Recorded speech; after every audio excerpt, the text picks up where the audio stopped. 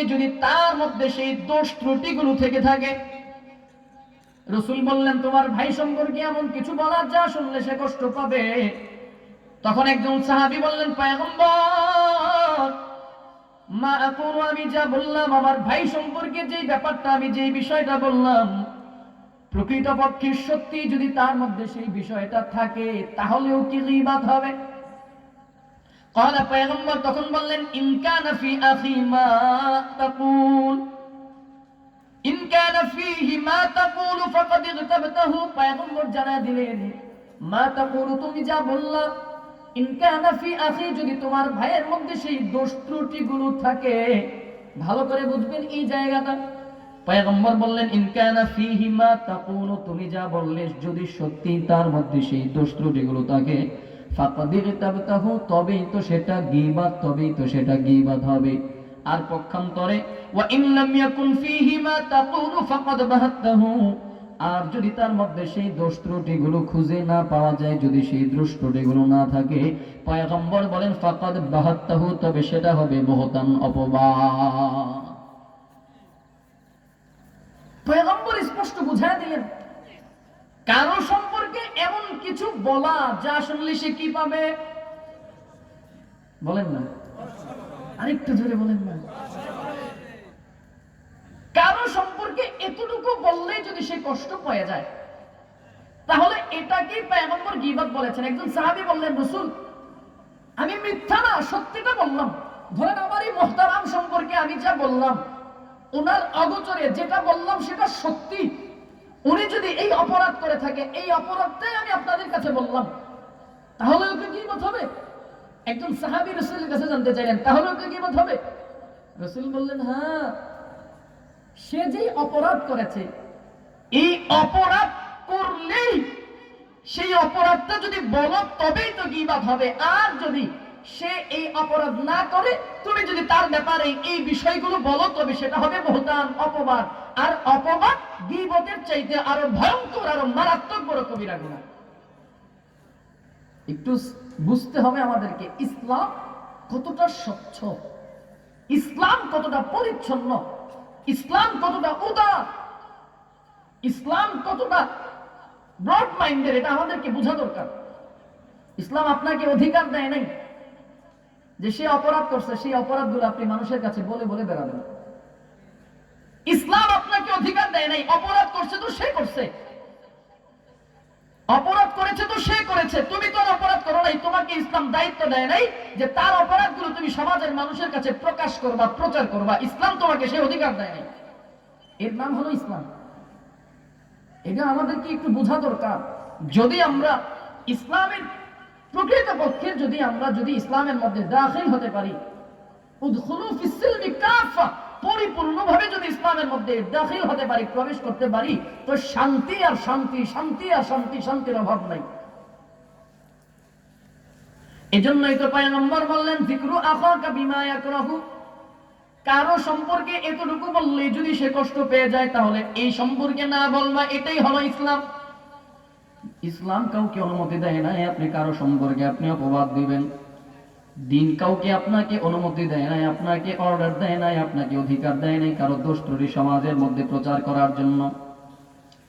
আরেকটু সহজ করার জন্য, আরেকটু ভালোভাবে যদি একটু বুঝেন, আর একটু সহজ করে বুঝবেন, ইমাম ফাকি রাহমাতুল্লাহি তাআলা তার কিতাবের মধ্যে তিনি উঠাইছেন, চিনলাম কারো সম্পর্কে কিছু বললে গীবত হয়ে যাবে, কতটুকু বললে গীবত হবে। চলেন আরেকটু সহজ করার জন্য বিষয়টা আরেকটু বুঝবেন। ইমাম ফকির রহমাতুল্লাহ বলেন কারো সম্পর্কে এতটুকু বলা যে অমুকের পোশাকটা বড়, অমুকের পোশাকটা ছোট, বলে এতটুকু বলা পর্যন্ত তার গীবত হয়ে যাবে। এতটুকু বলা যে আমার এই হুজুরের জামাটা বড় হয়ে গেছে, কারো সম্পর্কে ওনার অগোচরে এতটুকু বললেই গীবত হয়ে যাবে। অথবা এটা বলা যে ওনার জামাটা ছোট হয়ে গেছে, ওনার অগোচরে এতটুকু বললেই গীবত হয়ে যাবে। তাহলে বলেন কারো পোশাকের ব্যাপারে যদি এতটুকু বললে যদি গীবত হয়ে যায়, তো ওই ব্যক্তির দোষ ত্রুটি সম্পর্কে বললে গীবত হবে না কেন? চলুন আর একটু সামনের দিকে আগাই, এবার আর একটু সামনের দিকে যাব। চলেন আল্লাহ পাক রব্বুল আলামিন গীবত করার জন্য নিষেধ করেছেন, আল্লাহ তাআলা নিষেধ করেছেন। রব্বুল ইজ্জত জালাল আল্লাহ পাক রব্বুল আলামিন সূরা হুজরাতের 12 নম্বর আয়াতে কারিমার মধ্যে আল্লাহ তাআলা জানায়া দেন, ওয়ালা তাজাসসু ওয়ালা ইয়াগতাব বা'দুকুম বা'দা। আল্লাহ পাক রব্বুল আলামিন বলেন, তোমরা একে অন্যের দোষ ত্রুটি তালাশ করো না, দোষ ত্রুটি অন্বেষণ করো না। ওয়ালা তাজাসসু, তোমরা একজন আরেকজনের দোষ ত্রুটি অন্বেষণ করবা না, তালাশ করবা না, একজন আরেকজনের অপরাধগুলো খোঁজাখুঁজি করবা না। ওয়ালা ইয়াগতাব বা'দুকুম বা'দা, তোমরা একজন আরেকজনের তোমরা গীবত করবা না, পরনিন্দা করবা না, গীবত করবা না। আল্লাহ পাক রব্বুল আলামিন বলেন, আহা, যদি গীবত করো তাহলে তোমরা কি তোমার মৃত ভাইয়ের গোশত খাওয়াকে পছন্দ করবা? আল্লাহ পাক রব্বুল আলামিন বলেন, আইয়ুহিব্বু আহাদুকুম আন ইয়াকুলা লাহমা আখিহি মাইতান ফাকারিহতুমু। আল্লাহ পাক রব্বুল আলামিন বলেন, আইয়ুহিব্বু আহাদুকুম, তোমাদের মধ্যে কেউ কি পছন্দ করবা, তোমাদের মধ্যে কেউ কি তালাশ করবা, আইয়াকুলা লাহমা আখিহি মাইতান, তোমার মৃত ভাইয়ের গোশত খাওয়া?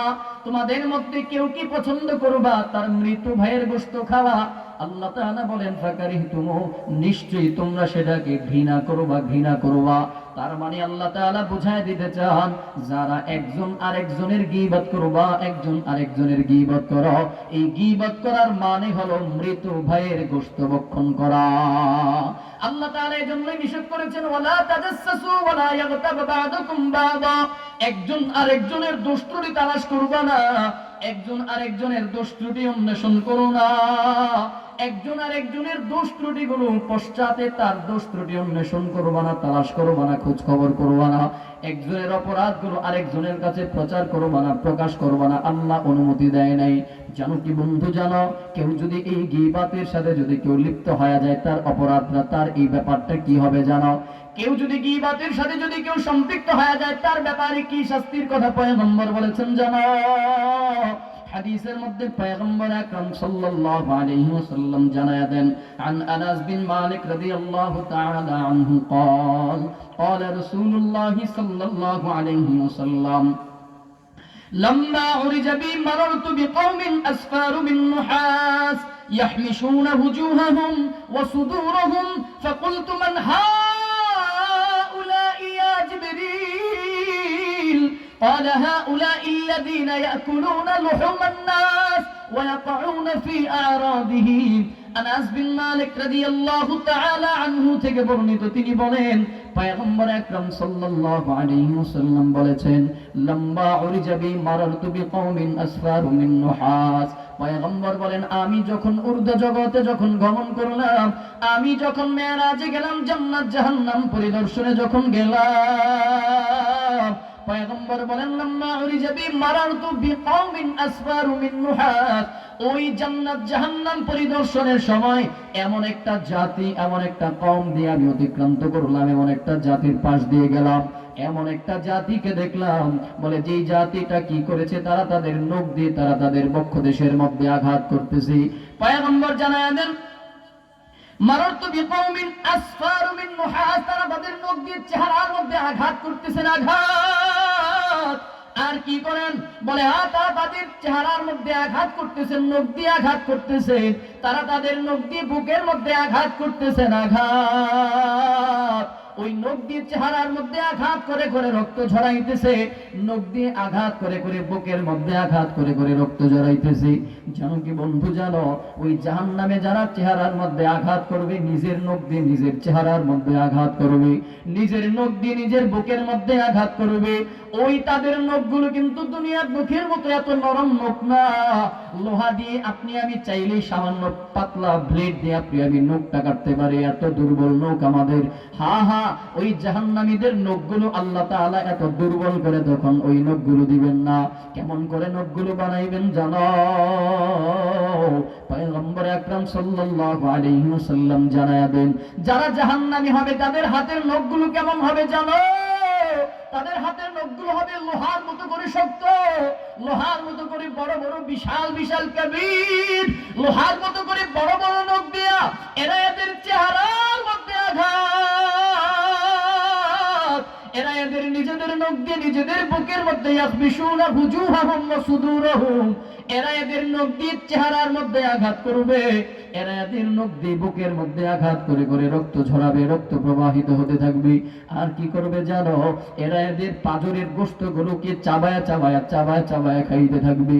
পয়গম্বর তখন ডাক দিয়া বললেন, জিবরাইল, ফাকুলতু মান হাউলা ইয়া জিবরিল, ও জিবরাইল বলো, মান হাউলা, এরা কারা, এরা কারা যারা নিজেদের চেহারার মধ্যে আঘাত করে রক্ত ঝরায়, বুকের মধ্যে আঘাত করে রক্ত ঝরায়, এরা কারা? জিবরাইল আলাইহিস সালাতু ওয়াস সালাম তখন বলেন, হাউলা ইল্লাযীনা ইয়াকুলুনা লুহুমান নাস ওয়া ইয়াকুউনা ফি আরাদিহিম।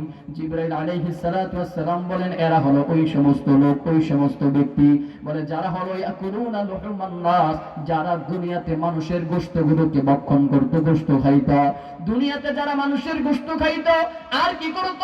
ওয়া ইয়াকুউনা ফি আরাদিহিম, এরা প্রকাশ্যে মানুষকে লাঞ্ছিত করত, অপমান করত, অপদস্থ করত। তার মানে হলো দুই শ্রেণীর কথা এই হাদিসের মধ্যে বর্ণনা হলো।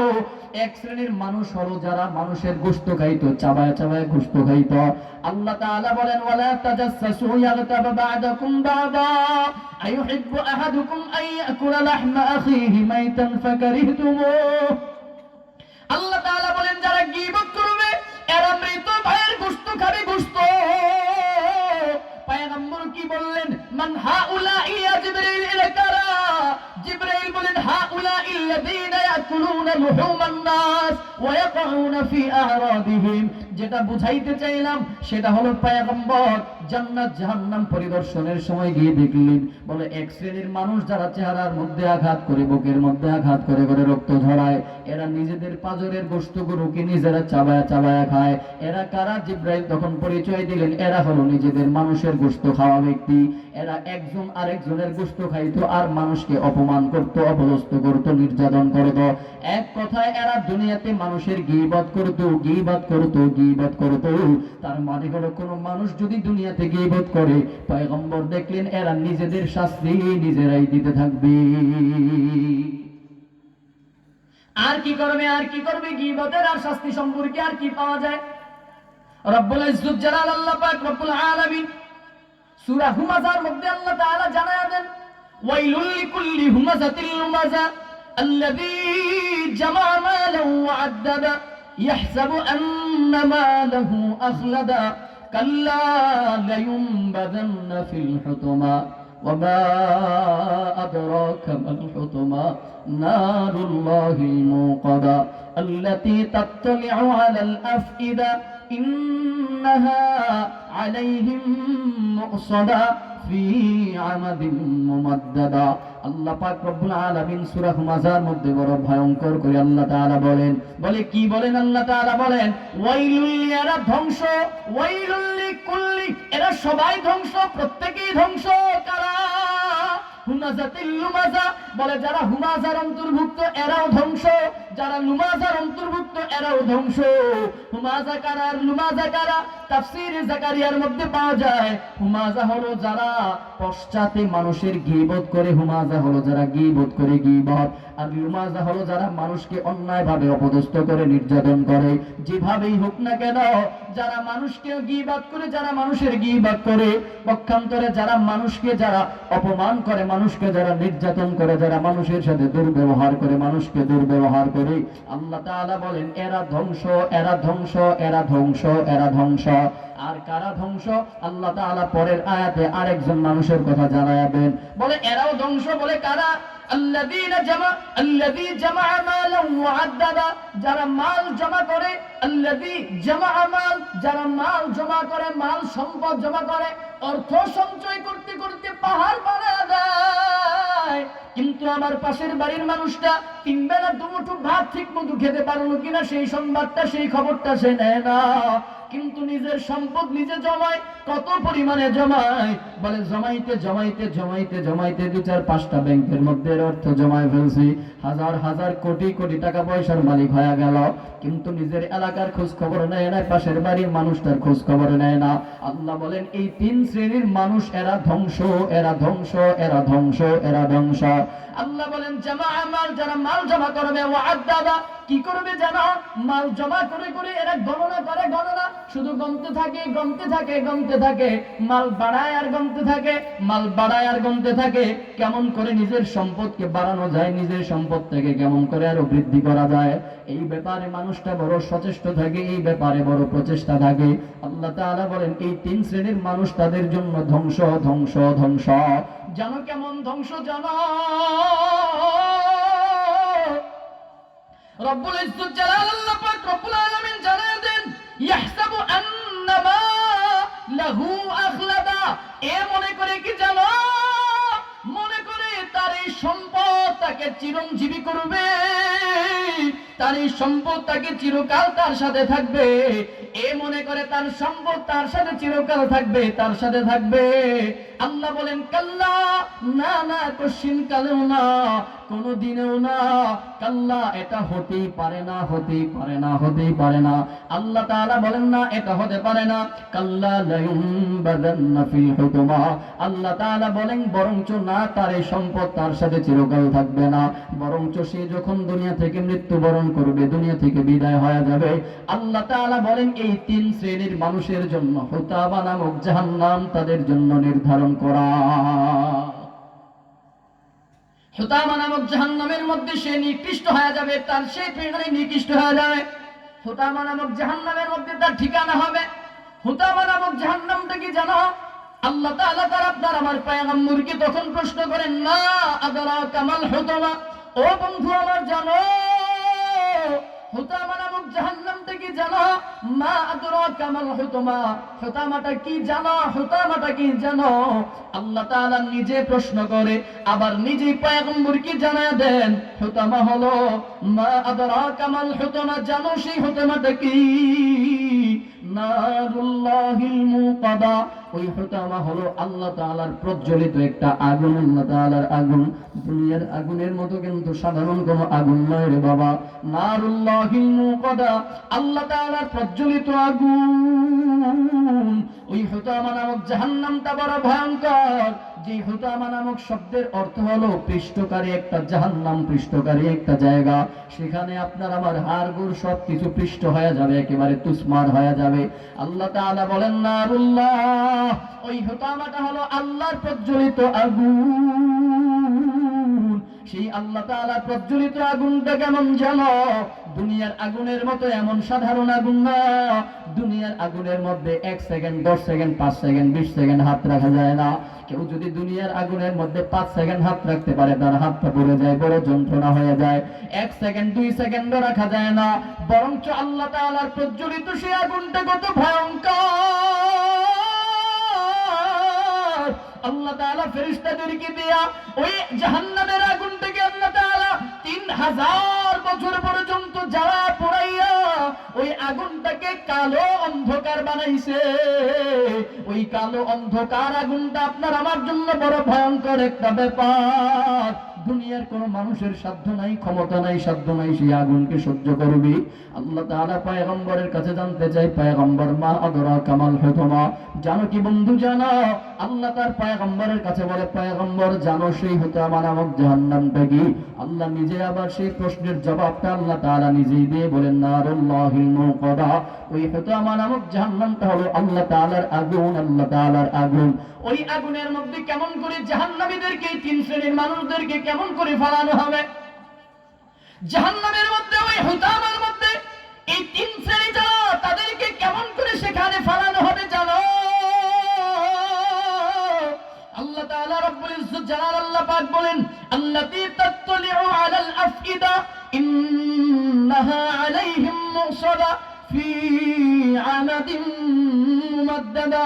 আল্লাহ তাআলা বলেন, ওই আল্লাহ তাআলার প্রজ্বলিত আগুন, আল্লাতী তাত্তালিউ আলাল আফইদা, ওই আগুনটা বান্দার একেবারে শুধু চামড়া পর্যন্তই না, না, দুনিয়ার আগুনের মধ্যে হাত লাগাইলে হাত পড়ে যায়, কিন্তু পা কিন্তু পড়ে না। দুনিয়ার আগুনের মধ্যে চুল লাগাইলে চুল পড়ে যায়, দুনিয়ার আগুনের মধ্যে পা পড়লে পা পড়ে যায়, শরীর পড়ে না। কিন্তু আল্লাহ তাআলার আগুনটা কেমন জানো? তোমার ওই আল্লাহর আগুনের মধ্যে যদি তোমার একটা আঙুলেরও যদি একটা স্পর্শ হয় গোটা শরীরের মধ্যে যন্ত্রণা অনুভব হয়ে যাবে। আর ওই আগুনের তীব্র যন্ত্রণা শুধু শরীর পর্যন্তই শান্ত থাকবে না, ওই আগুনের তীব্র যন্ত্রণা বান্দার একেবারে অন্তর পর্যন্ত পৌঁছে যাবে, অন্তরেও পৌঁছে যাবে। অন্তরটাকেও ঝালায়া পোড়ায়, একেবারে জ্বালায়া পোড়ায় অন্তরটাকেও ছারখার করে দিবে। আল্লাহ তাআলা বলেন সেখানে জাহান্নামীদেরকে কেমন করে রাখা হবে জানো? আল্লাতী তাত্তালিউ আলাল আফইদা ইন্নাহা আলাইহিম মুসাদা ফি আমাদিন মুমাদ্দাদা। ওই জাহান্নামের মধ্যে, হুতামা নামক জাহান্নামের মধ্যে আল্লাহ তাআলা বড় বড় পিলার রেডি করে রাখছেন, পিলার, বড় বড় পিলার রেডি করে রাখছেন, লম্বা লম্বা খুঁটির মধ্যে আপনাকে আমাকে ওই তিন শ্রেণীর মানুষ যারা গীবত করে, যারা মানুষের সাথে অন্যায় করে, অপরাধ করে, মানুষকে যারা অপদস্থ করে, আর যারা আল্লাযী যারা মাল জমা করে, মাল যারা মাল সম্পদ জমা করে, এই তিন শ্রেণীর মানুষকে আল্লাহ তাআলা লম্বা লম্বা খুঁটির মধ্যে বেঁধে বেঁধে তারপর সেই জাহান্নামের আগুনের মধ্যে ফেলাবে। এরে বন্ধুরা আমার জানা, ওই আগুনটা বড় ভয়ঙ্কর, জাহান্নামের আগুন বড় কঠিন, বড় ভয়ঙ্কর। এজন্য মুহাব্বতের সাথে একটু আওয়াজ করে বলবেন, আমরা কি গীবত করব নাকি গীবত থেকে বেঁচে থাকবো? জানো কি বন্ধু, জানো গীবতকারী বান্দা কখনো জান্নাতে প্রবেশ করতে পারবে না। গীবতকারী বান্দা জান্নাতে প্রবেশ করার সময় সে বিভিন্ন বিভিন্ন পয়েন্টে পয়েন্টে বাধাগ্রস্ত হয়ে যাবে। গীবতকারী যখন জান্নাতে যাওয়ার জন্য অনুমতি পাবে, জান্নাতে যাওয়ার পূর্বে তাকে পুলসিরাতের পুল তাকে তখন পাড়ি দেওয়া লাগবে। জান্নাতে যাওয়ার পূর্বে পুলসিরাত পাড়ি দিতে হবে। ওই গীবতকারী বান্দা জান্নাতে যাওয়ার অনুমতি পাইল, কিন্তু পুলসিরাত পাড়ি দেওয়ার শর্ত আছে। পুলসিরাত যখন পাড়ি দিতে যাবে, আল্লাহর বান্দা পুলসিরাত পাড়ি দিতে গেলে আল্লাহর বান্দাকে ফেরেশতারা পুলসিরাতের পুল পাড়ি দিতে দিবে না। বলে কি জন্য? ফেরেশতারা তখন ওই গীবতকারীকে আটকায় বলবে, তুমি পুলসিরাত পাড়ি দিতে পারবা না। বলে কেন? বলে তোমার আমলনামার মধ্যে গীবত রয়েছে, গীবতের গুনাহ আছে, গীবতের গুনাহ আছে, অপরাধ আছে। যাও তুমি যার গীবত করেছো, যার জন্য তুমি যার নামে গীবত করেছো, ওই মানুষটার কাছ থেকে তুমি মাফ নাও, তারপরে তুমি পুলসিরাত পাড়ি দিতে যাইবা। আল্লাহর বান্দা তখন পুলসিরাত পাড়ি দেওয়ার জন্য, জান্নাতে যাওয়ার জন্য পুলসিরাত পাড়ি দিতে হবে। পুলসিরাত পাড়ি দেওয়ার জন্য গীবত যার করেছে তার কাছে ক্ষমা চাইতে হবে। আল্লাহর বান্দা তখন পাগলের মতো ছোটাছুটি করবে, ওই গীবত যার নামে করেছে তার কাছ থেকে ক্ষমা নেওয়ার জন্য পাগলের মতো ময়দানে মাহশারের মধ্যে দৌড়ায়, কিন্তু খুঁজে খুঁজে পায় না। পেরেশান হয়ে যখন পায়, তারপরেও আল্লাহর বান্দা গীবতের জন্য কাফারা আদায় করতে হবে। আল্লাহর বান্দা যখন গীবতের জন্য তার কাছে মাফ চাইতে যায়, মাফ চাইতে গেলে ওই গীবত যার নামে করেছে ওই আল্লাহর বান্দা সুযোগের অপেক্ষায় ছিল। আল্লাহর বান্দা হাশরের ময়দানে মাহশারের মধ্যে তখনও সবাই তো পেরেশান। ওই ময়দানে মাহশারের মধ্যে প্রতিটা বান্দা বড় পেরেশান, বড় পাগল। কারণ আল্লাহ তাআলা সূরা হুদের 105 নম্বর আয়াতে কারিমার মধ্যে আল্লাহ জানায় দেন, ইয়াউমা ইয়াতি লা তাকাল্লামু নাফসুন ইল্লা বিইজনি ফামিনহুম শাকিয়্যুন ওয়া সাঈদ।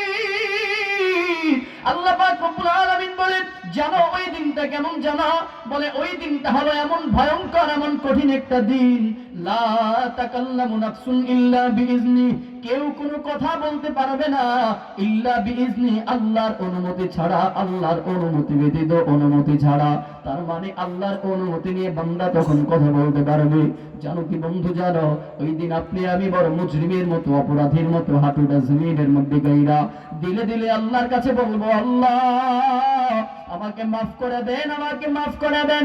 আল্লাহর বান্দা পুরো ময়দানে মাহশারের মধ্যে সবাই যার যার মতো করে ব্যস্ত, নিজের গুনাহকে মাফ করাবার জন্য বড় পাগল।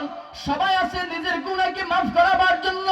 যখন ওই আল্লাহর বান্দা গীবতের কাফারার জন্য যার কাছে ক্ষমা চাইতে যাবে, ক্ষমা চাইতে গেলে বলবে, হ্যাঁ আমি নিজেই তো আজকে বড় অপরাধী, আমি আজকে নিজেই তো বড় অপরাধী, আমার অপরাধী তো শেষ নাই, তোমাকে মাফ করতে পারি একটা শর্ত, আমার আমলনামার মধ্যে কিছু গুনাহ আছে, ওই গুনাহগুলো যদি তুমি নিয়ে যাও তাহলে তোমাকে আমি মাফ করব, ভিন্নতায় মাফ করব না। বাধ্য হয় তখন গুনাহগুলোকে নিতে হবে, নিজের কাঁধে নিজের বোঝায় তখন গ্রহণ করতে হবে। গুনাহগুলো নিয়ে তারপরে গীবতের কাফারা আদায় করতে হবে।